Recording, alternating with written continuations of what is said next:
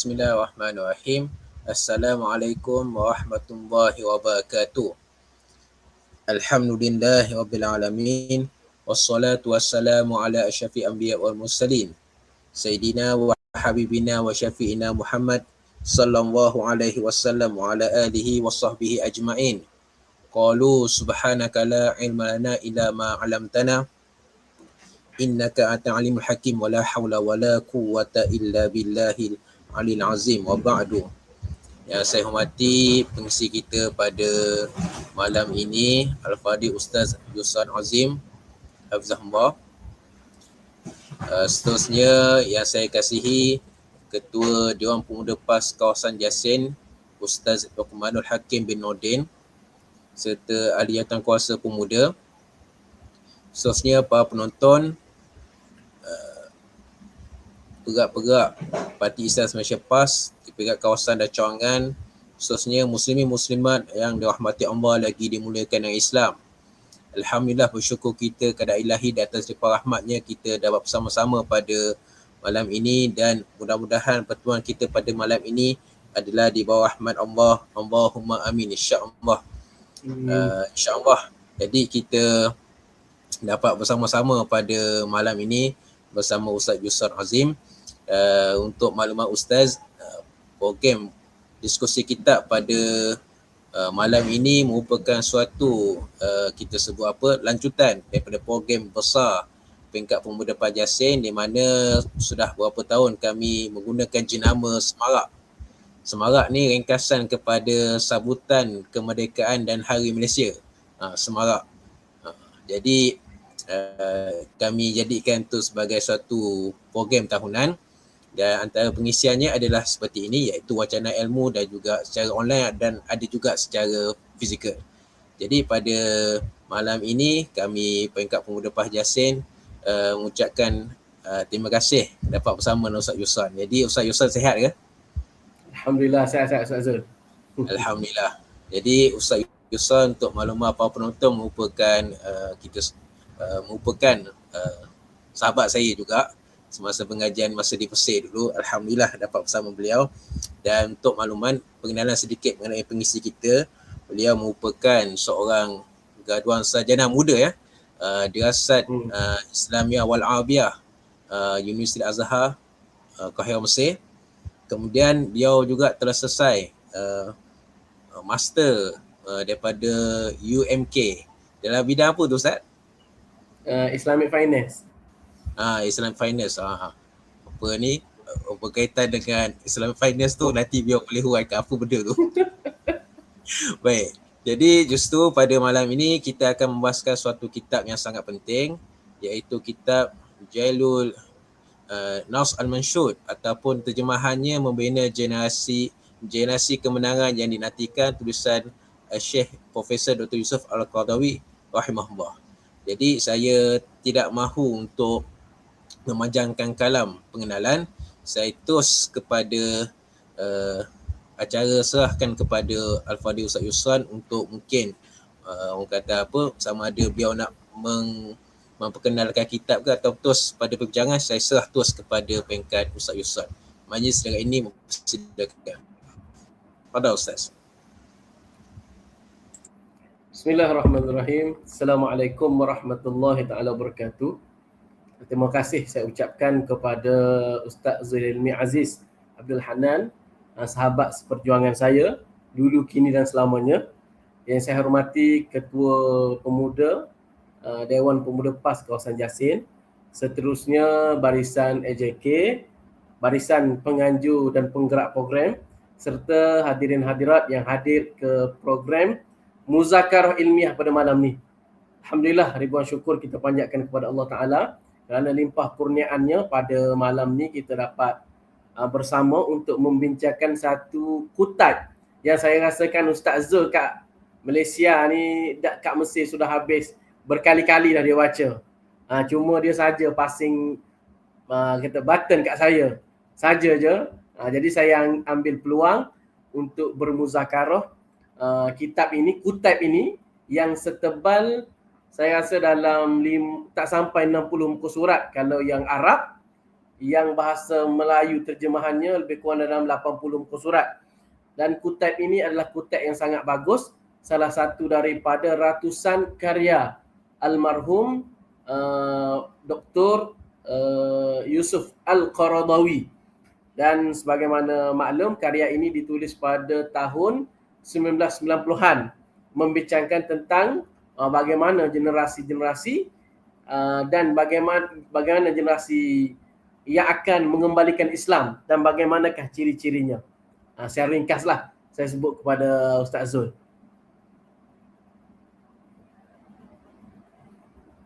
Okey.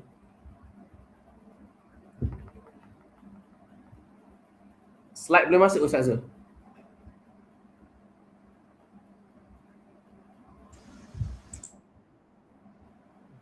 Okey.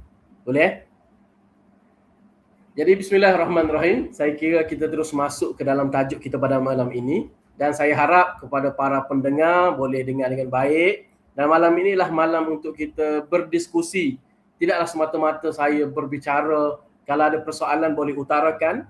Kalau ada catatan menarik boleh bagi tahu. Dan secara mukaddimahnya saya nak sebut bahawa apabila kita membaca karya Profesor Dr. Yusuf Qaradawi, saya cuma sempat baca 2-3 buku Dr. Yusuf Qaradawi. Kaedah penulisan Dr. Yusuf Qaradawi ni, dia banyak bermain dengan ayat Quran dan juga sunnah, dan huraian secara ringkas kalau ada. Cuma dalam kitab ini Dr. Yusuf Qaradawi banyak datangkan ayat Quran. Jadi dari sudut asbabun nuzul, dari sudut situasi wakil kita yang kena cari. Kitab ini adalah satu kitab yang sangat baik dan boleh dihuraikan, saya rasa lebih daripada 2 jam, 3 jam boleh dihuraikan, dengan syarat kita kena buat kajian lah. Hadirin hadirat yang saya hormati, yang saya kasih sekalian, malam ni malam yang ke-13 Rabiul Awal 1448 Hijrah. Semalam kita sambut 12 Rabiul Awal, iaitu tarikh masyhur kelahiran Rasulullah sallallahu alaihi wasallam. Bila nak membincangkan tentang ciri-ciri kemenangan, ciri-ciri generasi yang akan mengembalikan cahaya sinar Islam, nak tak nak dia kena tengok kepada jalan yang telah dilalui oleh Rasulullah sallallahu alaihi wasallam dan juga generasi awal Islam. Apa yang mereka buat, apa yang mereka lakukan, apa yang mereka bincangkan, apakah aulawiyat, prioriti mereka lakukan, maka kita kena baca, kita kena cek, kita kena tiru. Orang sebut copycat. Melalui cara mereka, satu-satunya cara, barulah Islam itu dapat dikembalikan. Hadirin hadirat yang saya hormati, yang saya kasih sekalian, malam ni saya secara jujur saya kata saya baca buku Arabnya, saya baca terjemahan bahasa Melayunya. Dalam masa yang sama untuk huraian pada malam ini saya ambil satu kitab yang saya juga bedah 2-3 hari ini, iaitu Ustaz Zul tahu, kitab yang ditulis oleh Dr. Mustafa Zarqa. Dia tulis kitab Azamatu Muhammadin Khatami Rasulullah sallallahu alaihi wasallam, tentang ciri kepimpinan Rasulullah sallallahu alaihi wasallam dan apa yang Rasulullah buat, apa yang pemimpin dunia buat. Jadi secara mukaddimahnya, dalam kitab Jail Nasril Mansyud, seorang teman Dr. Yusuf Qaradawi mendatangi beliau, lalu menyatakan kesedihan melihat tragedi yang berlaku di Shabra dan Shatila. Jadi ada orang sahabat kepada Dr. Yusuf Qaradawi datang kepada Dr. Yusuf mengadu, sedih tengok tentang kita kata kelemahan ataupun tragedi yang menimpa umat Islam, khususnya tragedi Shabra dan Shatila. Shabra dan Shatila ni ialah satu tempat berhimpunnya rakyat Palestin, tak silap saya di Lubnan. Pada tahun 1982 berlakunya pembantaian, pembunuhan besar-besaran di tempat tersebut, menyebabkan berpuluh ribu umat Islam mati. Jadi benda ini menimbulkan rasa sedih, khususnya bagi mereka yang punya mata hati, bagi mereka yang selalu memikirkan masalah umat. Maka bagi jumpa kepada Dr. Yusuf Qaradawi, adakah masih ada cahaya untuk umat kita? Bila kita nak menang, tragedi datang bertimpa-timpa. Hakikatnya peristiwa Syabra dan Syatila ni bukan peristiwa kali pertama. Tahun 1973 tak silap saya berlaku peperangan Yom Kippur 1973 ketika tertawannya Bukit Sinai. Itu sudah jadi satu masalah. Tentera Israel rampas Bukit Sinai daripada Mesir dengan anggota yang sikit lawan dengan tentera Mesir dan beberapa negara Arab menang. Jadi bertimpa-timpa datang. 1948 terjadinya penubuhan negara haram Israel. 3-4 peristiwa itu bertimpa-timpa datang. Mereka yang mengikuti sejarah, mereka akan rasa bila kita nak menang ni. Maka Dr. Yusuf Qaradawi sebut dalam mukaddimah yang sangat panjang, cuma saya ringkaskan. Janganlah engkau berputus asa. Wahai sahabatku, sesungguhnya telah menjadi sunnatullah bahawa setelah malam yang pekat gelita akan tibanya cahaya fajar sadiq. Setelah kezaliman yang bertipu-tipu datang, umpama malam gelita, tak ada cahaya. Tapi kena ingat, kena sedar. Sebagaimana Allah Ta'ala sebut dalam Al-Quran, surah Alam Nashrah. Inna ma'al usri yusra wa inna ma'al usri yusra. 2 kali Allah Ta'ala bagi lafaz ayat ni. Siapa yang belajar balaghah nahu, dia akan dapati ayat ni sangat manis. Sesungguhnya bagi setiap satu kesusahan akan ada 2 kesenangan. Kesenangan pahala ketika menghadapi ujian, kesenangan tak kala terlepas daripada ujian tersebut. Jadi bila orang datang mengadu kepada Dr. Yusuf Qaradawi, ibarat seolah-olah Dr. Yusuf Qaradawi kata jangan putus asa, teruskan buat kerja. Walaupun datang apa-apa cabaran, kita kena ingat Allah Ta'ala akan berikan kemenangan suatu hari nanti. Sama ada kita tetap boleh tengok ataupun kita tak boleh tengok, kemenangan itu akan tercapai. Itu jadi seluruh mukaddimahnya. Hadirin hadirat sekalian, jadi Dr. Yusuf Qaradawi kata, apakah yang menjadi roh, core, super power bagi umat ini? Nak tak nak adalah Islam. Dengan arti kata, kalau kita boleh tafsirkan, walaupun Dr. Yusuf Qaradawi tak boleh tak tafsirkan, tapi kita boleh faham di sini ialah, iaitu bukan semata-mata nama Islam, tapi gaya hidup Islam itu sendiri. Sebagaimana Dr. Yusuf Qaradawi memberitahu dalam satu analogi kerangka, dia kata, roh dalam badan umpama kerangka bagi suatu bangunan. Maksudnya bangunan yang tak ada kerangka ni, bangunan yang rapuh, boleh tumbang bila-bila masa saja. Manusia yang hanya izzah pada luar, tapi dalamnya kosong. Tidak ada ruh Islam itu sendiri, tidak ada gaya fikir cara Islam itu sendiri, maka tidak ada guna bagi luaran yang memukau ataupun fizikal yang hebat. Maka kenapa Islam itu? Maka dijawab oleh Dr. Yusuf Qaradawi ialah kerana Islamlah manhaj penyatuan. Kalau kita baca sejarah sendiri, ketika zaman Rasulullah dan sebelum zaman Rasulullah sallallahu alaihi wasallam, ketika 2 empire besar menguasai dunia, Parsi di timur, Rom di barat. Ketika 2 kuasa besar ini, dunia ini menguasai dunia, satu-satunya kawasan yang mereka tak nak ambil ialah Jazirah Arab. Nak sebut tak ada faedah, tak ada faedah, tak ada guna ambil Jazirah Arab itu. Maka disebabkan oleh Islamlah yang datang berjaya mengangkat bangsa Arab ke bangsa yang tertinggi sekali. Sehingga kan pada zaman Sayyidina Umar, jatuhlah empire Rom, jatuhlah empire Parsi itu sendiri.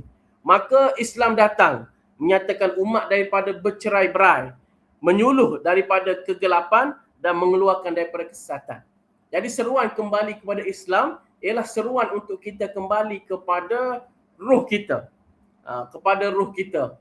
Dan sebagaimana yang selalu kita sebut, hakikatnya kemuliaan kita ni adalah dengan kemuliaan Islam. Sayyidina Umar selalu sebut, dan kalam ni Ustaz Zul dah hafal dah. Nahnu qaumun a'azzanallaha bil Islam famahma ibtaghaina bighairihi azallanallah. Sesungguhnya kita ini kaum yang dimuliakan dengan Islam. Barang siapa yang mencari kemuliaan selain daripada kemuliaan Islam, maka ketika itulah saat kita ini menjadi jatuh, menjadi hina. Dan hakikat ini telah menimpa kepada Turki Uthmaniyah pada akhir sebelum jatuh pada tahun 1924. Turki Uthmaniyah ini berasa kagum dengan Barat. Apa yang Barat cadangkan, apa yang Barat buat, mereka nak tiru. Sehingga terhakislah nilai-nilai Islam itu. Maka ketika itu apabila Islam cuba tiru selain daripada Islam, maka jatuhlah kerajaan Turki Uthmaniyah. Hadirin hadirat yang saya hormati, yang saya kasih sekalian, saya datangkan apa yang Dr. Yusuf Qaradawi kata, masalah utama umat Islam. Ada 4 masalah utama dalam umat Islam, lebih kurang muka surat 10 atau muka surat 11 dalam kitab Arab. Dia kata yang pertama sekali, gagal memahami realiti, iaitu gagal memahami realiti kehidupan dan misi hidup yang telah difardukan ke atasnya. Maksudnya umat Islam sendiri tidak tahu apa tujuan saya datang ke bumi, apa yang saya perlu buat dan ke mana saya akan kembali. Saya suka datangkan satu contoh, saya baca dalam satu buku. Kalau buku Seven Habits, Ustaz Zul selalu baca kot, Seven Habits. Seven Habits, buku motivasi yang sangat hebat, Seven Habits. Dia kata apa? Dia kata pada bab yang pertama dia sebut tentang ciri-ciri tabiat yang cemerlang ialah begin with the end of the mind. Selalu saya sebut. Begin with the end of the mind. Dia kata nak tahu kita ni mampu buat terbaik dalam hidup kita atau tak, kita cuba bayangkan saat kematian kita. Saat kematian kita, bila kita mati, apa yang kita nak orang sebut tentang diri kita? Tu dalam buku Seven Habits. Boleh cari yang bahasa Inggeris, balik muka surat bab yang pertama. Dia kata, dia bayangkan duduk dalam satu majlis pengebumian dan sebagainya disebut. Hakikatnya, kalau kita selalu dengar orang Arab sebut, Al-Kayyisu man dana nafsahu.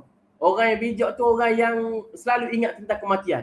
Hakikatnya bila ingat tentang kematian itu sendiri, ialah dia akan membagi semangat untuk kita buat terbaik dalam kehidupan kita. Steve Jobs, bapa kepada Apple. Bukan saya datangkan kisah-kisah Barat ni, bukan. Ustaz Zul dah sengih dah. Dia kata, bukan datang ke Barat, saya nak datangkan contoh saja. Maksudnya kalaulah orang Barat tu boleh fikirkan tentang usaha yang terbaik, tahu mereka perlu tinggalkan legasi yang terbaik, maka umat Islam ni lebih-lebih lagi lah. Pasal itulah yang dipesan oleh Rasulullah sallallahu alaihi wasallam. Kita datang ke atas muka bumi ini untuk jadi khalifah. Atas muka bumi ini sepanjang kehidupan kita, iqamatuddin wa siyasatud dunya bih. Hidupkan agama, letakkan agama di tempat tertinggi dan pastikan pentadbiran ataupun susun gaya hidup kita berdasarkan agama tersebut. Dan pengakhiran hidup kita adalah mardatillah. Namun perkara ini gagal difahami oleh umat Islam itu sendiri. Tenggelam dengan hedonisme, sekularisme dan sebagainya. Kalau saya tak dapat, kalau saya ni boleh masuk, saya boleh sebut, terutama sekali dalam isu Kelantan. Isu 16 enactment terbaru Kelantan. Kalau siapa yang tahu, Kelantan kalah di mahkamah lawan dengan Nick Elin. Nick Elin orang Kelantan, tapi duduk di London. Kalah keputusan 2-1 daripada mahkamah. Kenapa saya sebut? Kerana kerana 3 hakim tersebut, 2 hakim setuju dengan Nick Elin, 1 lagi tak setuju. Dia kata apa? Dia kata Nick Elin ni seorang yang busybody. Dia tak ada kaitan pun dengan enactment tersebut. Cuma bila umat Islam sendiri tak tahu tujuan. Kita faham bahawa enactment syariah ni bukanlah hudud, tapi perjalanan untuk menuju ke hudud tersebut. Perjalanan untuk taknin kita punya sistem Islam itu sendiri, dia 1001 langkah dan ini salah satu langkah yang pertama. Saya nak sebutlah. Tak apa kan Ustaz Zul? Ke tak boleh Ustaz Zul? Okey, itu yang pertama. Yang kedua, perpecahan dan jurang perbezaan. Perpecahan akibat fanatik mazhab. Itu masalah kita, kedaerahan dan juga ideologi asing. Kita faham satu prinsip yang manusia ini mustahil untuk satu pandangan saja. Kita akan sentiasa berbeza pandangan. Tapi bagaimana salaf kaum terdahulu berbeza pandangan dan kita hari ini berbeza pandangan adalah jadi satu masalah yang sangat besar. Zaman dahulu Imam Syafi'i pernah berselisih pandangan dengan anak murid dia, nama Rabi' bin Sulaiman Al-Muradi. Rabi' bin Sulaiman Al-Muradi pernah berselisih pandangan. Keluar Imam Rabi' daripada majlis tersebut, Imam Syafi'i pergi ketuk rumah dia. Bila buka pintu, maka Imam Syafi'i pegang tangan Imam Rabi', dia kata, bukankah kita ini saudara?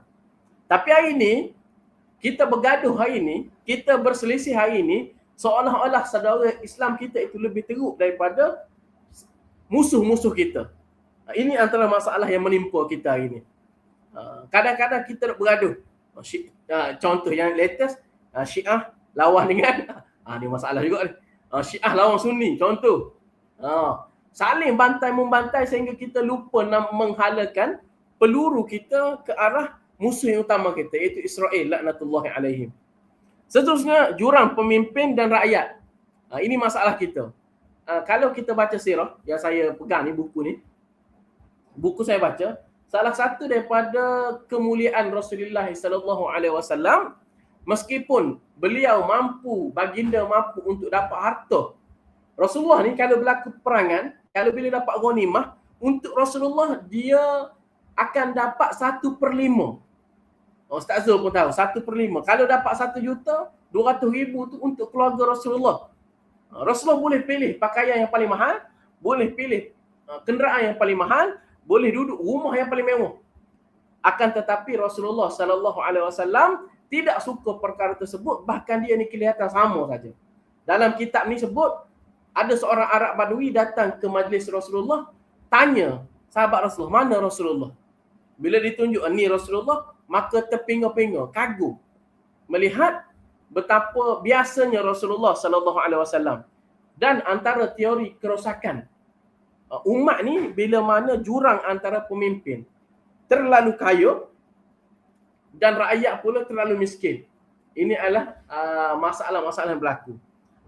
Dan saya nak sebut, saya minta maaf saya sebut, Ustaz, beli baju mahal itu harus betul? Ustaz, beli kereta mahal itu harus betul? Ustaz, simpan duit berjuta-juta tak salah seorang agama? Betul, tak ada masalah. Betul, saya setuju. Cuma apabila mereka ini ingin jadi seorang pemimpin, cuba baca bagaimana kisah Umar bin Abdul Aziz. Isteri dia nama Fatimah. Umar Abdul Aziz ni sebelum jadi khalifah, dia gubernur di kota Syam. Pakaiannya ketika itu 400 dinar pakaian dia. Bila jadi khalifah, sepatutnya dia boleh teruskan pakaian tersebut. Tapi dia lepaskan semua pakaian tersebut, daripada 400 dinar jadi 4 dinar saja pakaian. Bahkan ketika itu dia pergi jumpa dengan isteri dia, dia tanya, apa yang kamu ada? Maka dia tunjuk loket, rantai emas. Isteri dia ada, wahai isteriku, pilih. Sama ada kamu serahkan loket tersebut kepada aku serahkan kepada Baitul Mal, ataupun kita berpisah. Nak sebutnya bila kita jadi pemimpin antara perkara-perkara berbentuk kemewahan ini, sewajarnya kita jadi insan yang warak. Ada satu kaedah fiqh yang kita belajar, al-mubalaghat fil mubahat haramun. Berlebih-lebih dalam perkara harus ini boleh jatuh kepada haram. Jadi ini antara masalah-masalah umat yang melanda lah. Yang keempat sekali, saya nak sebut pandangan agamawan yang sempit. Agamawan, ilmu banyak, tapi dia punya world view, Islamic world view, bak kata Ustaz Zul. World view, cara pandang sangat sempit. Saya suka dengar Datuk Ni'amah. Saya minta maaf, Datuk Ni'amah sebut. Dia kata apa? Kalaulah hidup ni sekadar nak solat, kalau hidup ni sekadar nak buat haji, kalaulah hidup ni sekadar nak puasa, negara komunis pun buat macam tu. Rusia ada je hantar orang pergi haji. Nak solat kat Rusia tak ada masalah. Kalau hidup sekadar perkara tersebut. Akan tetapi kita nak lebih daripada perkara tersebut. Kita nak seluruh kehidupan kita bermula daripada sekecil-kecil perkara sehingga sebesar-besar perkara, termasuklah pentadbiran, termasuklah pengurusan tanah, ekonomi dan sebagainya, semuanya berpandaskan gaya cara Islam itu sendiri. Tu Jadi ada setengah agamawan ni, kalaulah sekadar nak solat, dia tak ubah seperti mana Snok Hugronji lah. Betul tak Ustaz Zul? Snok Hugronji. Snok Hugronji ni saya ada buku dia. Saya antara buku saya tengah baca lah. Snok Hugronji, Wajah Islam. Ini antara buku yang ada kat depan saya lah. Snok Hugronji. Ya. Jadi saya nak sebut kepada tuan-tuan, puan-puan sekalian, bahawa kita dengan agamawan kita ada adat dan sebagainya. Cuma kita kena tahu dan kita kena sedar bahawa sepanjang zaman, tanpa kita menuding jari kepada siapa-siapa, memang ada agamawan yang tugas dia, gaya fikir dia sempit. Dan na'udzubillah min zalik, kita mohon semoga Allah Ta'ala lindungkan kita daripada pandangan-pandangan yang sempit dan kita ni boleh masuk dalam gaya hidup Islam yang sebenar lah. Seterusnya, saya minta maaf Ustaz Zul. Jadi 4 lah masalah umat Islam. Seterusnya 3 hukum kemenangan. Nak capai kemenangan, dia ada 4 rukun. 4 hukum kemenangan. Yang pertama sekali, kita kena yakin bahawa kemenangan itu daripada Allah.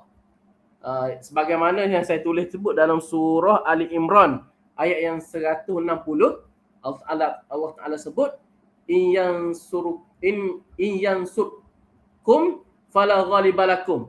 Jika Allah Ta'ala tu tolong kamu, maka tidak ada orang yang mampu untuk mengalahkan kamu. Allah Ta'ala yang bagi kemenangan, meskipun dari sudut hukum dunia ni mungkin tak boleh nak menang. Tak boleh nak menang kalau ikut hukum dunia. Akan tapi kalau Allah Ta'ala bagi kemenangan tersebut, sebagaimana dalam peristiwa Talut dan Jalut saya sebut. Talut dan Jalut. Saya ni payah nak ingat Talut Jalut ni. Saya tak ingat siapa baik, siapa jahat. Jadi saya guna kaedah Talut, Jalut, J tu jahat. Maka Jalut tu jahat. Jadi insya-Allah tak tertukar lah. Talut baik, Jalut J jahat. Maka Jalut tu jahat. Dan antara ayat yang saya suka sekali, saya baca dan nakib saya waktu sekolah dulu sangat suka baca, iaitu kam min fi'atin qalilatin ghalabat fi'atan katsiratan biiznillah. Kisah Talut dengan Jalut nak sebutnya jumlah sikit. Tapi Allah Ta'ala nak bagi kemenangan, tidak ada orang yang dapat bagi kemenangan. Kalau dalam contoh kita, saya minta maaf saya sebut, dari sudut politik, siapa sangka bahawa tahun 2020 ketika berlaku COVID, walaupun orang sebut tebuk atap dan sebagainya, tapi Allah Ta'ala bagi laluan kepada PAS sendiri untuk jadi sebahagian daripada kerajaan. Ialah sekali kita jadi kerajaan pada tahun 1969 ketika berlakunya 13 Mei, maka Tok Abdul Razak kumpulkan PAS masuk dalam kerajaan. 1972 PAS keluar daripada kerajaan. 2020 kita jadi kerajaan melalui jalan yang tidak disangka-sangka. Nak sebutnya, bila Allah Ta'ala nak bagi, tak ada orang boleh halang daripada jalan-jalan yang tak kita sangka. Seterusnya, yang pertama, hukum kemenangan itu dari Allah. Yang kedua, kemenangan hanya diberikan kepada mereka yang menolong agamanya. Sebagaimana dalam saya sebut sini, surah Muhammad ayat yang ke-7, Allah hanya menolong mereka yang benar-benar membela dan menegakkan syariatnya. Kadang-kadang kita tertanya, kenapa kita ni tak menang lagi? Usaha dah banyak dah, tak menang lagi. Belum boleh jadi, kita belum memberikan seluruh juhud usaha kita lagi untuk kemenangan itu sendiri.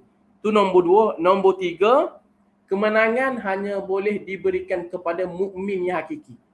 Saya selalu sebut, bukan selalu sebutlah, antara pembahagian orang Islam sendiri, kita ada Muslim, kita ada mukmin, kita ada muttaqin dan kita ada munafik. 4 pembahagian.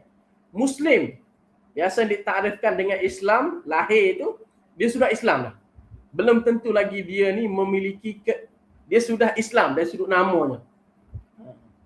Yang kedua, orang mukmin, beriman dan benar-benar melaksanakan kepercayaan tersebut. Peringkat tinggi lagi ialah muttaqin, mereka yang bertakwa, melaksanakan segala Allah Ta'ala suruh, tinggal segala Allah Ta'ala larang, dan yang lawan lagi ialah munafik. Kemenangan tidak akan sampai kepada golongan Muslim semata-mata. Akan tetapi golongan ini diberikan kepada golongan mukmin dan golongan muttaqin. yang akan mencapai kemenangan. Kemenangan daripada Allah, kemenangan hanya diberikan kepada mereka yang menolong agamanya, dan kemenangan diberikan kepada golongan mukminin dan muttaqin. Ini 3 hukum kemenangan. Selain daripada itu, kalau seandainya kita menang, itu bukan kemenangan yang hakiki. Kemenangan hakiki. Hadirin hadirat yang saya hormati sekalian, dari sudut iman, tadi kita sebut tentang Islam. Dari sudut iman yazid wa yanqus, iman ni turun dan naik. Dalam kitab ni sebut iman ini umpama tumbuhan untuk dijaga. Kaum mukmin umpama tumbuhan yang memerlukan penjagaan rapi untuk disiram dan dibajai, bukannya tumbuhan liar tanpa arah. Iman perlu dijaga. Salah satu cara untuk kita jaga iman ialah duduk bersama dengan orang-orang beriman, duduk dalam bi'ah imaniyah. Sebab itulah salah satu daripada sebab kenapa kita ni intimat dengan PAS atau kita intimat dengan gerakan Islam, salah satunya kita nak jaga kita punya kefahaman dan dalam masa sama kita nak jaga kita punya keimanan. Biasalah pergi bekerja, duduk kat kerja belum tentu jumpa dengan orang yang satu fikrah. Bila balik main dengan anak dan sebagainya, isteri. Malam tu bila kita duduk dalam halaqah, baca Quran, sembang, tanya gerak kerja Islam, perkara-perkara tersebut akan menyuburkan keimanan kita. Penjagaan berterusan, iman memerlukan perawat jujur dan sabar untuk melindunginya daripada hama pemikiran dan juga maksiat. Kepribadian sahabat, nak sebut payah. Iaitu sebagaimana dalam surah Al-Fat ayat yang ke-29, Allah Ta'ala sebut Muhammadur Rasulullah walladzina ma'ahu asyidda'u 'alal kuffari ruhama'u bainahum. Sesungguhnya sifat para sahabat itu adalah asyidda'u 'alal kuffar, iaitu mereka tegas, berkeras terhadap orang kafir, dan mereka ruhama, mereka saling berkasih sayang selama Muslim itu sendiri. Jadi seterusnya saya sebut, hadirin hadirat semua, dia kalau dalam buku bahasa Arab, buku terjemahan dia tulis tekad para reformis Muslim, reformis. Cuma saya minta maaf, saya tak minat guna ayat reformis. Bukan tak minat. Kadang-kadang kalau kita sebut reformis ni, antara yang terlintas kat fikiran kita Hitler, Che Guevara. Itulah yang terlintas bila sebut reformis. Akan tapi kita guna istilah yang lebih baik ialah muslih. Dalam kalangan orang mukmin, kita ada orang yang saleh, kita ada golongan yang muslih. Dunia ini tidak akan dapat diperbaiki, tidak akan menjadi baik dengan orang yang soleh semata-mata. Tidak. Akan tetapi dunia ini akan jadi baik dengan adanya golongan-golongan muslih. Soleh, dia rasa cukup diri dia seorang, dia boleh turun, pergi solat berjemaah, balik, main dengan anak, settle. Itu ialah soleh. Dunia tak akan berubah dengan orang soleh. Tapi dunia akan berubah dengan orang yang muslih. Iaitu mereka yang bukan semata-mata jaga keimanan sendiri, tapi mereka jaga juga dan ajak juga orang lain ke arah keimanan. Dan perkara inilah yang sangat ditakuti oleh musuh-musuh Islam sendiri. Kenapa Ikhwanul Muslimin diharamkan? Selain daripada tuduhan politik, hal ini kerana Ikhwanul Muslimin, seruan mereka adalah seruan menjadi seorang yang muslih. Apa yang diserukan oleh para muslih, iaitu pertama sekali, berubah sendiri ke macam mana? Iaitu pertama sekali kembali kepada Islam yang murni, membawa umat kembali kepada kefahaman Al-Quran dan As-Sunnah yang bersih daripada khurafat dan juga bid'ah. Ini bukan kita nak sembang tentang Tauhid 3 ataupun sifat 20, tidak. Tapi kita nak kembali kepada mana kefahaman, tingkah laku, cara fikir sahabat-sahabat terdahulu. Saya selalu nak sebut, apabila berlakunya kematian Sayyidina Hussein, saya rasa Ustaz Zul selalu dengar cerita ni. Maka ketika itu orang datang kepada salah seorang sahabat Rasulullah sallallahu alaihi wasallam tanya tentang hukum darah nyamuk. Darah nyamuk. Apa hukum kalau kita tampar nyamuk dan terkena kepada pakaian kita? Saya tak ingat nama sahabat tersebut nama apa. Maka dijawab oleh sahabat tersebut, darah nyamuk yang kamu pedulikan, sedangkan darah cucu Rasulullah sallallahu alaihi wasallam yang kena bunuh tak ada orang nak bicarakan. Maksudnya memahami kepentingan memahami aulawiyat. Ini dunia kita ini dunia yang sangat bising. Menyebabkan kadang-kadang kita ni gembira, kita ni minat dengan benda-benda yang tak sepatutnya kita bicarakan, tak sepatutnya kita utamakan. Seterusnya, Islam apa yang kita para muslim ni bawa, iaitu Islam yang syumul. Islam syumul ni macam mana? Bukan semata-mata ibadah, tapi Islam kebenaran juga Islam kekuatan. Islam kekuatan inilah yang kadang-kadang jadi masalah kepada sesetengah pihak musuh. Snot Hugronji, saya minta maaf saya sebut, Snot Hugronji, dia telah nyatakan kepada Belanda, waktu dia datang daripada Mekah, datang kepada Aceh, dia katakan kalau umat Islam nak solat, silakan. Zakat, silakan. Kalau umat Islam nak buat puasa, silakan. Amalan-amalan berbentuk ritual, silakan. Akan tapi kalaulah umat Islam ingin bicarakan tentang pentadbiran Islam, siasat Islam, maka perkara ini perlu ditentang oleh kita. Jadi hakikatnya Islam itu bukan hanya ibadah, tapi Islam itu juga kekuatan. Islam bukan hanya ilmu, tapi Islam itu ialah karya dan juga penghasilan, jihad dan juga ijtihad, dan Islam itu ialah agama yang menjaga keseimbangan dari sudut duniawi, dari sudut ukhrawi itu sendiri. Seterusnya, para reformasi juga matlamat hidup tunggal, iaitu antara tekad kita, antara ayat yang selalu kita baca dalam surah Al-An'am ayat yang 162, inna salati wa nusuki wa mahyaya wa mamati lillahi rabbil alamin. Semuanya hidup mati kita, amal ibadah kita, haji kita, semuanya semata-mata kerana Allah. Pertemuan muzakarah kita hari ini ialah muzakarah yang membugarkan iman, mengajak kita kembali kepada tujuan asal kita. Yang kita buat hari ini, hadirin hadirat sekalian, kita hadir usrah, kita hadir muktamar yang dekat ni, semuanya tak lain tak bukan kita nak harap redha Allah Subhanahu Wa Taala. Hadirin hadirat sekalian, beza PAS dengan parti-parti lain. Kalau sehari dua ni, saya minta maaf, saya sebut Ustaz Zul, sehari dua ni orang pelik. Orang pelik. Tongkat Tuan Guru Haji Hadi, Tuan Guru Haji Abdul Hadi Awang dijual sehingga dibidah sehingga 16,500. 16,500 dibidah. Tapi hakikatnya kalau bagi mereka telah lama bergeluman dalam politik, makan malam cari dana ni benda biasa saja. Benda biasa saja. Cuma beza kita, bila kita bayar lebih dan sebagainya, tujuan kita sentiasa diingatkan adalah untuk dapat redha Allah Subhanahu Wa Taala. Saya nak sebut pengalaman peribadi, salah seorang bendahari PAS sekarang ni kat kawasan saya, cawangan je. Bekas cikgu cawangan je. Sekarang tak aktif pasal sakit. Saya ingat PRU 2022. Ayah saya ni dia kena cari dana. Dana cikgu ni, bekas cikgu ni, bekas bendahari ni, dia tweet ayah saya lepas daripada solat. Berapa kena cari? Maka ayah saya pun kata kena cari 20,000 lagi ni sempena PRU. Maka apa kata? Dia kata saya bagi 10,000. Saya bagi 10,000. 10,000 dia bagi. Lepas tu ayah saya pun sebut, dia kata hakikatnya, dia kata orang-orang tua yang bagi duit ni tak ada kepentingan dah. Nak harta, nak jawatan tu bukan tu. Tapi ni nak apa? Ni harap dapat melancarkan gerak kerja Islam.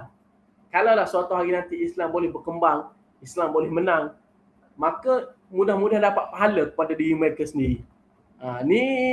Ini beza PAS dengan parti-parti lain. Okey, seterusnya, gandingan muslimin muslimah, hadirin hadirat yang saya hormati, dalam Quran ni dia banyak sebut mukminuna wal mukminat. Sebelum Islam datang, dalam buku yang saya pegang ni pun, dalam buku keagungan Rasulullah sallallahu alaihi wasallam pun sebut, sebelum Islam datang, wanita ni umpama mata. Mata ni barangan. Bukan yang hadis tu. Ni barangan komoditi. Lepas guna boleh buang.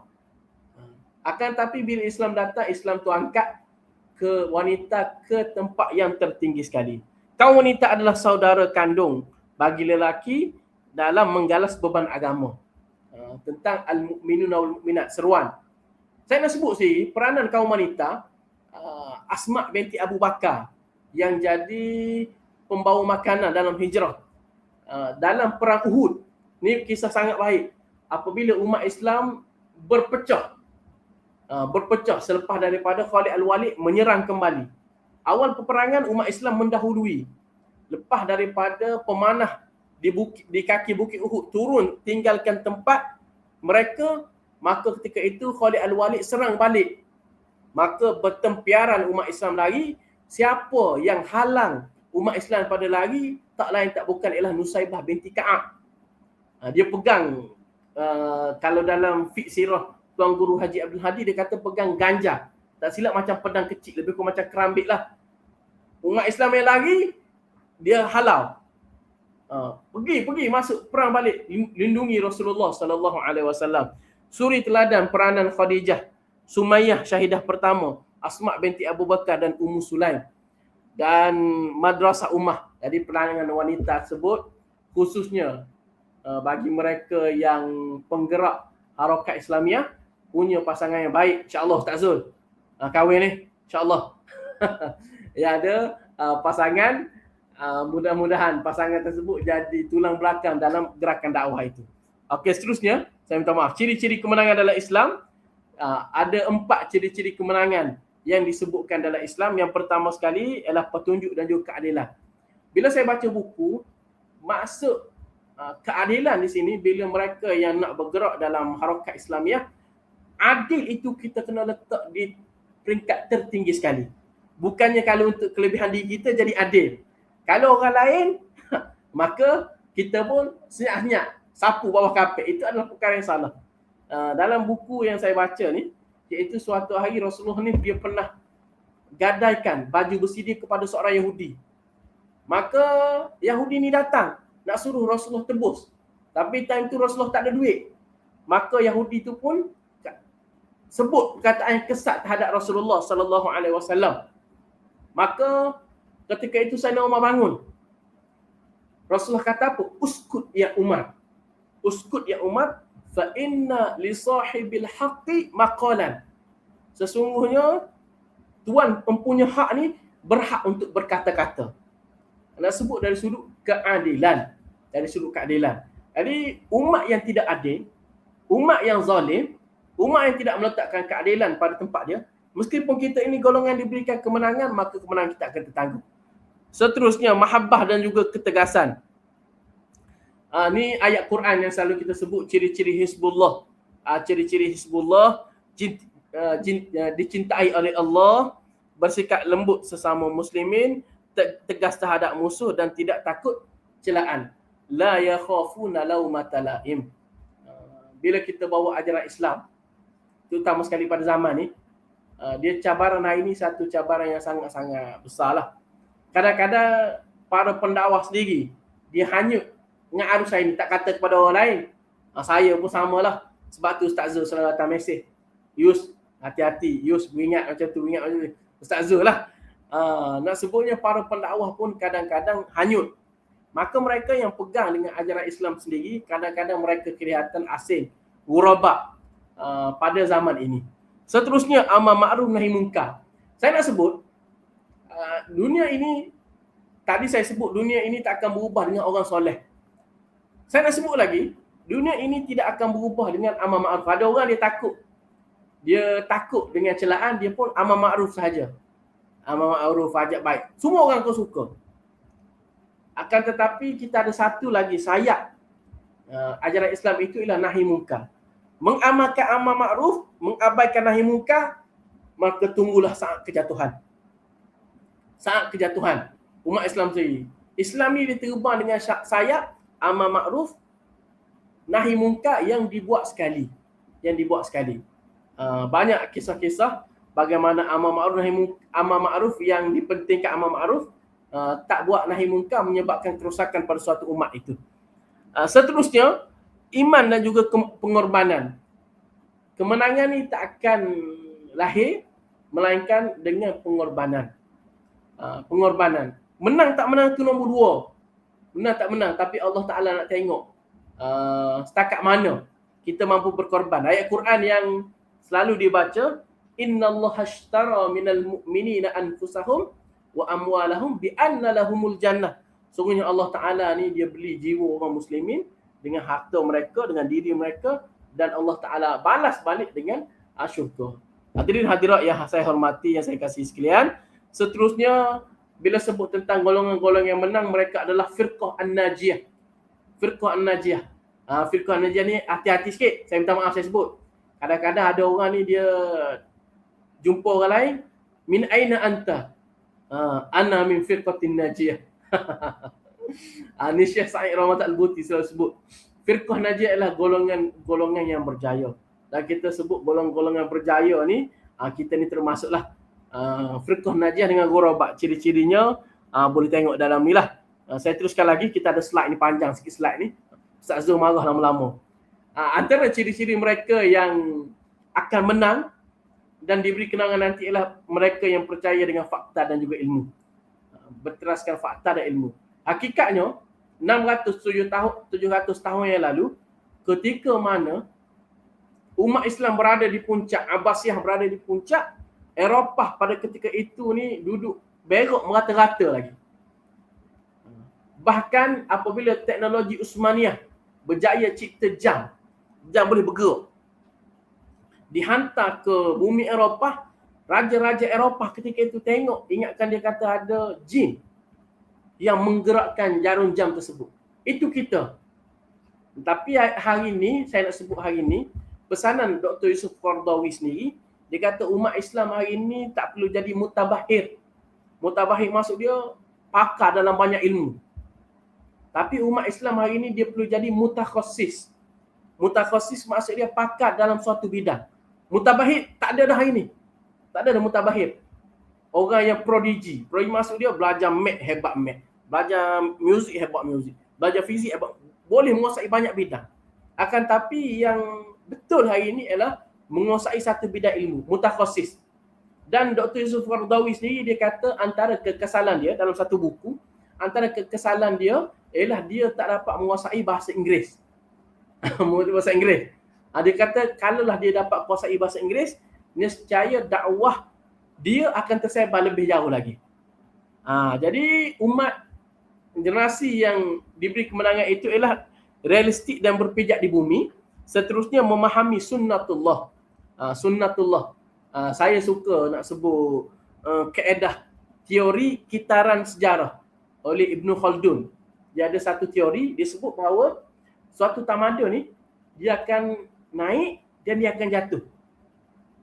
Tamadun umat Islam beratus tahun jatuh. Naik tamadun Amerika. Dan sekarang ini tamadun Amerika menuju kepada puncak-puncak akhir. Jadi siapa yang akan naik? Last sekali mengagungkan ilmiah dan juga ilmu dan akal. Saya nak tinggalkan pesanan, tak habis lagi. Saya tinggal pesanan kata-kata Ibnu Hajar Asqalani, khususnya mereka yang tengok, kata-kata Ibnu Hajar Asqalani, dia kata man takallama fi ghairi fannihi atta bil ajaibi.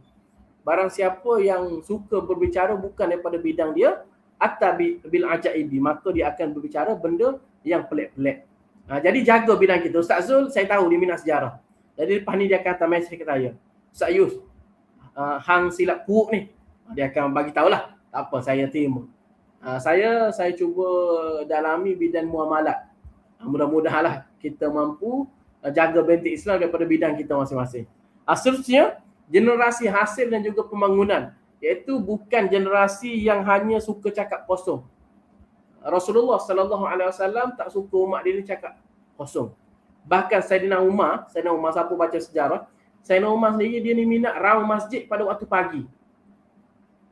Dan bila dia dalam waktu pagi, dia nampak ada beberapa orang anak muda duduk atas masjid. Dia tanya, buat apa? Maka jawab anak muda tersebut, kami sedang beribadah. Lepas tu Sayyidina Umar dia ambil rotan ke apa, dia pukul anak muda tersebut. Dia kata tak patut, duduk sahaja. Maksudnya kena bergerak, kena bekerja. Seterusnya keimanan dibuktikan dengan amal. Keimanan kita dibuktikan dengan amal perbuatan, bukannya tersimpan dalam hati saja. Bekerja sebagai ibadah dan juga jihad. Bekerja sebagai amal ibadah. Imam Ahmad Ibn Hanbal pernah ditanya oleh anak dia, wahai ayahku, bila kita nak rehat? Dah hari-hari duduk mengajar, duduk dakwah hari-hari, maka dijawab oleh Imam Ahmad Ibn Hanbal, rahatuna fil jannah, rehat kita dalam syurga. Jadi setiap apa yang kita buat, bekerja, jadi cikgu sekolah, Ustaz Zul jadi warden, jadi guru pengiring lawatan PBAKL, contoh. Itu semua adalah kerja dan juga jihad kita. Jadi kena banyak-banyakkan niat lah. Dekat sejam dah dengar saya dulu membebel ni, maka niatlah sebagai peluang untuk tambah ilmu, untuk ibadah, untuk jihad dan sebagainya. InsyaAllah boleh pahala. Okey, seterusnya generasi apa lagi? Kepentingan kerja kolektif jamaah. Ada orang dia tolak untuk duduk dalam jemaah. Dia kata duduk dalam jemaah ni menyebabkan dia ni tak jadi laju. Saya ni buat kerja laju, buat amal-amal saya tak jadi laju. Saya sebut kepada sesetengah kawan saya kata, pernah tak tengok orang buat rumah seorang diri dengan orang yang buat rumah 10 orang? Buat seorang diri siap tak rumah? Siap, tapi ambil masa 2 tahun, 3 tahun. Dia buat seorang. Dialah yang susun bata, dialah yang korek tanah dan sebagainya, gaul simen dan sebagainya. Dia siap 2-3 tahun. Ataupun belum tentu siap. Tapi mereka yang buat rumah 10 orang, 15 orang dalam masa 2 bulan siap. Duduk dalam jemaah mungkin tak laju, tapi kita akan kekal lama kalau buat kerja. Kerana apa tak laju? Kerana kita pegang tangan kawan-kawan yang lain. Tapi time kita letih, kawan-kawan lain pula akan kuatkan kita. Itu lebih jemaah. Dan lafaz-lafaz dalam Al-Quran semuanya guna dengan lafaz jamaah. Iyyaka na'budu wa iyyaka nasta'in, sebagaimana dalam surah Fatihah, surah As-Saff. Sungguhnya Allah Ta'ala suka orang yang berjuang dalam keadaan soft, tersusun rapi. Dengan arti kata, bukan seorang diri buat kerja. Bukan seorang diri buat kerja. Hal ini kerana sifat manusia ni memang kena buat secara berorganisasi. Dan orang yang paling berorganisasi adalah Rasulullah sallallahu alaihi wasallam. Seterusnya hadirin hadirat yang saya hormati, generasi Rabbaniyah ikhlas. Ini saya sudah sebutkan sebentar tadi, saya sebut hidup kerana Allah, ikhlas dalam agama, jauh dari keduniaan. Tidaklah bermakna kita ni tak boleh kumpul harta dan sebagainya, kena pakai kereta Avanza Ustazah. Kereta Avanza hijau, kereta Avanza Ustazah, tak boleh pakai kereta baru. Tidak. Akan tetapi jangan mubalaghah, jangan berlebih-lebihan. Ini akan jadi satu masalah. Seterusnya saya nak sebut memurnikan pengabdian kepada Allah, pengabdian diri kepada Allah. Pertama sekali menghancurkan berhala moden. Berhala mungkin, patung berhala mungkin tak ada ini. Kalau ada pun mungkin dalam rupa bentuk, ada dalam kuil-kuil India ataupun Cina dan sebagainya. Akan tetapi berhala moden pada ini ada banyak. Pertama sekali dari sudut hawa, nafsu, dari sudut pangkat, dari sudut fahaman taghut. Fahaman yang terpesong ni macam mana? Nak masuk kerja, kena tinggalkan agama di luar. Saya perasan ada aduan-aduan sesetengah syarikat, dia kata kepada perempuan muslimat nak masuk bekerja kena buang tudung. Daerah agama, daerah di luar. Masuk bekerja kita letak agama kita di luar. Na'udzubillah min zalik. Ustaz Zul mungkin pernah dengar kes ni lah. Bebas daripada hawa nafsu, membebaskan diri daripada pengabdian peribadi, kerana hawa nafsu adalah sejak Tuhan yang disembah. Maksudnya seru kepada hawa nafsu kita, berpegang dengan tali yang teguh membezakan antara hidayah dan kesesatan serta tidak bongkok pada selain. Ni ayat yang sama lah. Pakaian utama adalah Muslim, identiti kita, identiti sejati. Mengaku bangga dengan gelaran Muslim berasaskan ilmu kesedaran, bukannya sekadar warisan. Maksudnya kita yang lahir Muslim tidak memadai. Kita perlu jaga keislaman kita dengan cara belajar. Bila duduk dalam jemaah pun tak jaga kita juga. Semata-mata duduk dalam jemaah. Tetapi bila duduk dalam jemaah, kena belajar. Kena tambah baik. Kena pergi berguru dan sebagainya. Barulah kefahaman kita akan terjaga dengan lebih baik. Menolak ideologi asing, menolak jahiliah, kezaliman, kapitalisme dan komunisme. Hari ini fahaman-fahaman asing makin banyak dan makin melebar dalam kehidupan kita ini. Makin banyak. Kalau perempuan mungkin sibuk dengan feminisme. Kalau berniaga, kapitalisme. Kalau dalam hak asasi manusia, komunisme. Hakikatnya ism-ism tersebut semuanya telah dibatalkan oleh ulama-ulama dan juga Rasulullah sallallahu alaihi wasallam. Cuma hari ini kenapa menonjol kembali pemahaman tersebut? Kerana lemahnya umat Islam itu sendiri.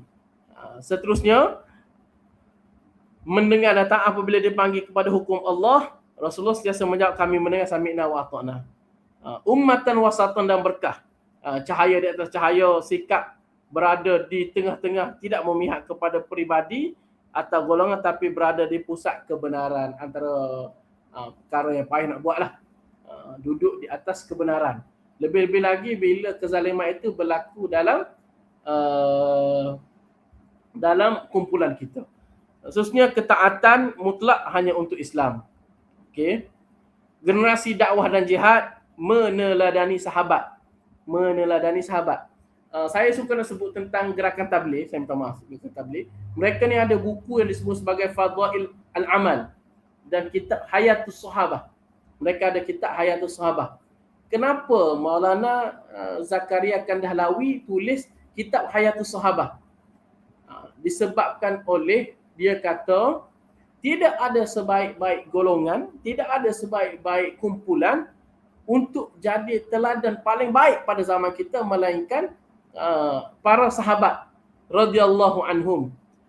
Seterusnya, jihad kita dengan harta dan juga jiwa kita, sebagaimana ayat yang saya bacakan tadi, sensitif terhadap nasib umat. Hamka pernah sebut, kalau hidup sekadar makan, kalau hidup sekadar nak berkeluarga, maka taubah kita ni sebagaimana kera di hutan. Tu Hamka sebut. Kena ada masa sehari 24 jam untuk memikirkan masalah umat sendiri. Paling kurang kena ada dalam fikiran kita, paling kurang kita hantar kunut nazilah. Duka terhadap kemungkaran. Kemungkaran hari ni kita tak boleh reda. Kita kena rasa sedih, kita kena berusaha dengan kadar kemampuan kita. Dan salah satu daripada cara terbesar nak halang kemungkaran pada hari ini ialah dengan memasuki pilihan raya. Dengan memasuki parlimen, itu adalah salah satu cara. Hal ini kerana kita tak berperang, tapi kita berperang melalui undi. Kita tak berperang pedang, kita tak berperang menumpahkan darah, tidak. Tapi kita berperang mengumpul undi dan sebagainya. Sensitif terhadap duka terhadap kemungkaran, mengutamakan agama dan mengajak kembali bertaubat. Seterusnya, ghuraba, tetapi mesra masyarakat. Saya dah ulang tadi dari sudut ghuraba. Ghuraba ni orang yang asing. Orang asing. Ada seorang syekh pernah ditanya, ya syekh, akhir zaman ni macam mana ya? Banyak masalah, banyak maksiat. Adakah wajar untuk saya lari duduk dalam gua dengan anak isteri saya, kita beribadah, ataupun saya tetap duduk dalam masyarakat? Saya nak sebut salah satu daripada ibrah sirah Rasulullah sallallahu alaihi wasallam. Sebelum Rasulullah jadi nabi, diangkat jadi rasul pada usia 40 tahun, Rasulullah duduk dalam gua selama 2 tahun. Umur 38 sampai 2 tahun. Sampai 40. Duduk bertahannuth dalam gua, memikirkan masalah. Lepas jadi rasul, sampai Rasulullah wafat, tidak ada catatan dalam sejarah, saya tak jumpa lagi, yang mengatakan Rasulullah kembali duduk dalam gua Hira bertafakur. Tidak. Rasulullah ni sentiasa bersama dengan masyarakat. Sebab tu ada satu hadis yang Rasulullah kata, al-mu'minu alladhi yukhalitun nas wa yasbiru ala adhahum. Sesungguhnya orang mukmin yang bercampur bersama manusia dan dia bersabar di atas kecelakaan, cela manusia tersebut, itu lebih baik daripada mukmin yang beribadah seorang diri.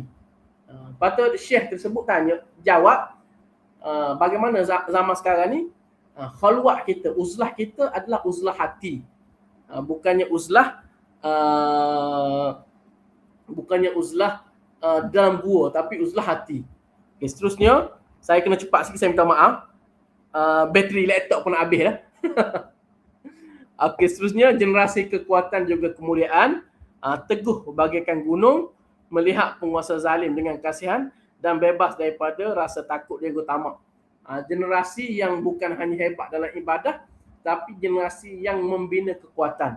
Saya suka nak sebut poin yang kedua, melihat penguasa zalim dengan rasa kasihan. Kita dengan orang yang melakukan kemungkaran ni, kita kena pegang kaedah Imam Ghazali. Bila tengok orang buat salah, pertama kita rasa benci dengan dosa tersebut.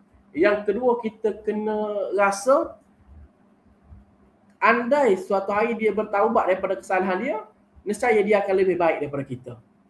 Itu kaedah Imam Ghazali lah.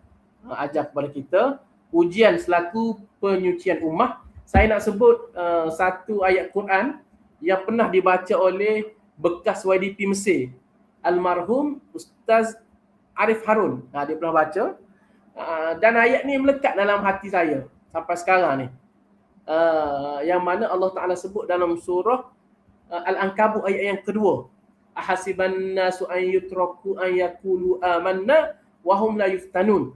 Adakah seorang manusia itu dianggap beriman sedangkan mereka belum diuji? Ayat ni bila turun, para sahabat rasa takut. Rasa takut. Maksudnya mereka faham bahawa hidup ni akan ada ujian. Tapi Allah Ta'ala pujuk di akhir surah Al-Ankabut ni, Allah Ta'ala kata, walladzina jahadu fina lanahdiyannahum subulana. Mereka yang berusaha menghadapi ujian-ujian tersebut, berusaha untuk capai redha kami, maka kami akan buka kepadanya banyak jalan-jalan kebaikan. Okey.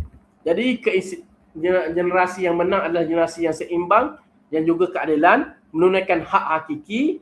Maksudnya dari sudut kita buat gerakan dakwah, kita kena jaga hak-hak orang sekeliling kita. Hak badan kita kena jaga.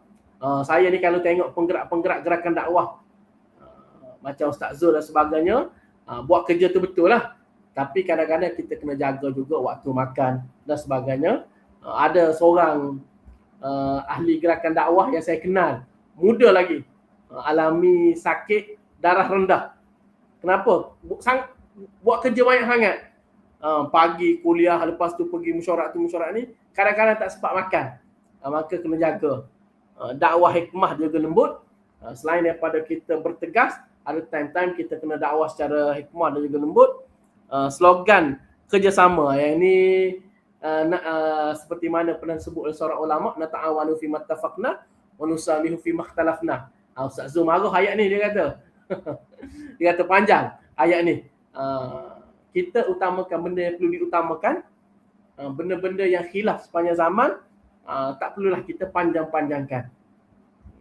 Generasi awabun at-taibun, golongan-golongan yang banyak meminta ampun dan juga bertaubat. Jadi itulah sikit sebanyak yang saya boleh kongsikan dari sudut kutub yang 60 muka surat, dan saya yakin kalau tengok slide saya ni, insya-Allah tak terlepaslah. Semua bab ada, saya telah kongsikan, iaitu golongan yang seimbang di antara duniawi ukhrawi, dunia generasi yang mengutamakan ilmu dan juga fakta, generasi yang mementingkan jihad, generasi yang mengajak dakwah dengan lemah lembut. Itulah ciri-ciri yang disebutkan oleh Dr. Yusuf Waradawi terhadap golongan yang akan memenangkan Islam suatu hari nanti. Bila? Wallahu a'lam. Zaman kita boleh jadi, zaman depan pun boleh jadi juga. Mudah-mudahan Allah Ta'ala memberkati pertemuan kita. Saya minta maaf kalau Ustaz Zul selalu kena petik, pasal dia je saya nampak. Orang lain saya tak nampak. Kalau tak, orang lain pun kena petik juga. Terima kasih kepada Dewan Pemuda PAS kawasan Jasin, yang saya yakin kebanyakannya adalah kawan saya. Kalau datang Kelantan, insya-Allah kita boleh bertemu. Saya serahkan balik majlis ini kepada Ustaz Zul. Alhamdulillah. Terima kasih diucapkan kepada Ustaz Yusran atas penyampaian beliau sebentar tadi. Sebenarnya banyak isi-isi yang beliau sampaikan, dan kita boleh ambil daripada kita sebut slide yang beliau sediakan, sudah merangkumi isi-isi penting daripada kutub tersebut, insya-Allah. Jadi kutub ini maksud dia untuk penonton sekalian, kutub artinya kitab kecil lah, ataupun risalah kecil bahasa Arab. Baik, jadi Ustaz Yuson, apa nak tanya, saya nak tanya soalan pada Ustaz Yuson. Sila. Apa ni, laptop tu okey lagi ke tidak tu? TikTok. Laptop. Laptop saya sekarang ni ada dalam Boleh lagi? 28%. Okey. Boleh lagi, sikit lagi. Boleh. Baik. Sebab kita ada persoalan di ruang komen, insya-Allah. Tapi sebelum kita kepada orang komen, izinkan di peringkat pengajar kita nak buat sedikit iklan Ustaz. Sila Kak Zul. InsyaAllah untuk makluman bersama, di peringkat pemuda PAS kawasan Yasin, di bawah pasti kawasan Yasin, kami ada membuat suatu usaha untuk kami telah melancarkan sumbangan tajian ibadah umrah kepada guru pasti kawasan Yasin. Jadi insyaAllah berdasarkan kemampuan kita lah, targetnya kalau boleh tu, kalau ada rezeki lebih tu, insyaAllah lah seorang lah kita cuba taja untuk seorang. Tapi kalau ada usaha, orang kata rezeki lebih 2 orang ke, guru pasti kawasan Yasin sebagai satu penghargaan kepada mereka yang banyak membantu di peringkat jemaah kita. Alhamdulillah. Jadi seperti yang maklum, guru pasti ni dia tak ada orang kata apa, dia ni dikira sebagai bergerak sukarelawan kepada parti. Jadi orang kata apa, segala orang kata apa kehidupan mereka, ilmu dan sebagainya tu memang daripada peringkat jemaah sendiri. Jadi sangat penting untuk kita menghargai usaha mereka yang melakukan banyak mendidik anak-anak kita. Jadi sekiranya peringkat para penonton merasakan orang kata apa, ada rezeki lebih, ada peluang dan sebagainya, sila boleh salurkan bantuan di Co-op Bank pertama pasti kawasan Yasin, Co-op Bank pertama 1101410000943, ataupun boleh terus scan di akaun bank Bendahari Pasti Kawasan Yasin Ustaz Muhammad Lufil Hadi. Jadi boleh tak gambar, boleh screenshot ke daripada live kita pada malam ini. Dan seterusnya insya-Allah di peringkat pemuda PAS kawasan Yasin, kita semarak 2026 ini masih kita berjalan lagi sehinggalah 16 September. Dia punya tu orang kata apa, gabungan antara sambutan kemerdekaan dan juga Hari Malaysia. Itu sedikit iklan di peringkat kami. Dan kita terus kepada persoalan sementara kita baca soalan pula. Baik. Soalan daripada okey, ada. Baik, soalan di ruang komen. Yo Samsung 5106. Baik. Bagaimana ingin soalan kepada Ustaz Yuson, bagaimana ingin mendidik anak muda hari ini berkaitan politik Islam? Macam mana mendidik anak-anak muda hari ini berkaitan politik Islam menurut wahyu? Ya, kalau Ustaz Yuson, kalau saya boleh ulas sikit berdasarkan soalan ni, sebab anak muda hari ini dimomokkan bosan dengan politik.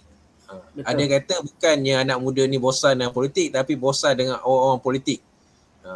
Kalau tengok perbincangan yang, minta maaf lah bahasa kasarnya, kalau kita tengok kata-kata mereka ni, ada yang kata maaf sebabnya player-player, pemain-pemain politik kita ni semuanya orang zaman dinosaur. All timer gitu. Jadi perlukan orang-orang yang muda-muda. Jadi yang paling terkenal tu SS lah. Kalau siapa tahu lah. Begitu. Jadi apa pandangan akan orang kata melangsungkan perkahwinan. Itu contoh. Jadi pada pandangan Ustaz Yuson, macam mana didik anak muda hari ni, ataupun generasi baru kita lah, ataupun adik-adik kita ni lah kan, ataupun generasi akan datang ni berkaitan politik Islam menurut wahyu. Silakan. Bismillahirrahmanirrahim. Apa yang saya boleh kongsikan Pertama sekali dari sudut anak muda ini, dia mengalami, benda ni saya rasa para ilmuwan juga telah sebut, iaitu mengalami fatigue of politics, iaitu mengalami kelesuan dalam politik, dan perkara ini bukan hanya menimpa anak muda saja, akan tetapi menimpa seluruh dunia dan kepada seluruh generasi. Benda ini berlaku disebabkan oleh mereka ni tak tengok, mereka ni tengok tidak ada sebarang perubahan. Last kali mereka pun sebut politik ni sama saja, baik kumpulan itu, baik kumpulan ini. Sebenarnya saya nak sebut, cara nak tarik anak muda kembali, cara yang paling praktikal saya boleh sebut ialah perlu membugarkan kembali, perlu menyegarkan kembali pembacaan kitab-kitab ataupun buku-buku politik Islam yang telah ditulis oleh ulama-ulama terdahulu, bermula daripada karya Ahkam Sultaniyah Imam Mawardi, diikuti oleh kitab Siasah oleh Imam Haramain, diikuti oleh kitab Imam Ghazali, sampailah kepada ulama-ulama Haraki ataupun kontemporari seperti mana Abdul Karim Zaidan, Fathi Yakan. Kitab-kitab itu perlu ditelaah kembali, perlu diremajakan kembali, perlu dibincangkan kembali dengan wajah yang baru. Intipati sama tapi gaya dan juga wajah yang baru. Jadi itu pandangan saya. Bagaimana? Pasal hakikatnya setiap kebangkitan, setiap perkara baik ni dia kena ada asasnya, ada ilmu. Jadi bawa kembali tulisan-tulisan tersebut, baca dan lawan kepada pemikiran-pemikiran yang merosak kepada ini. Anak muda kena sedar bahawa politik ni penting. Secara asasnya, politik secara umumnya penting, itu konsep pentadbiran. Menyusun atur manusia itu penting, itu pertama. Yang kedua, salah satu untuk membina jalan islah yang terbesar, salah satu saya sebut, ialah melalui politik demokrasi. Itu yang dipakai di Malaysia. Itu adalah jalan paling wakil dan praktikal. Cuma disebabkan masa ni dalam 60-70 tahun negara kita ni macam tak ada perubahan, kena bersabar. Teruskan bekerja, teruskan mengajak, dan mudah-mudahan Islam yang kita bawa ni dapat dikembangkan melalui jemaah dan juga cara kita hari ini. Itulah saya boleh kongsikan kepada saudara yang bertanya. Mudah-mudahan dapat manfaat lah. Terima kasih.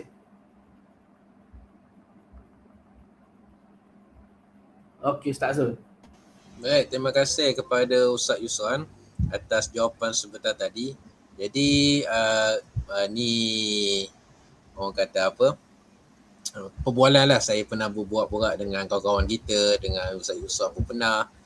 Sebenarnya kitab-kitab tulisan ulama-ulama Haraki kita seperti yang terkenal namanya seperti Syekh Said Qutb ataupun mungkin orang kata apa Syekh Fathi Yakan dan sebagainya, ataupun yang latest, yang agak latest seperti Profesor Dr. Yusuf Al-Qaradawi almarhum, mereka semua perlu kita sebut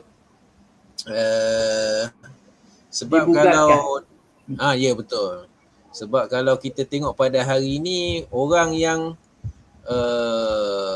kita sebut apa menghasilkan karya seperti itu macam agak sukar, bukanlah sukar, maksudnya mungkin kerana peringkat saya sendiri tak dapat cari ke, ataupun mungkin malas cari ke, sebab yang banyak pasal gerakan Islam ni dia orang kata apa berkaitan dengan ideolog ataupun kita sebut istilah ideolog tu.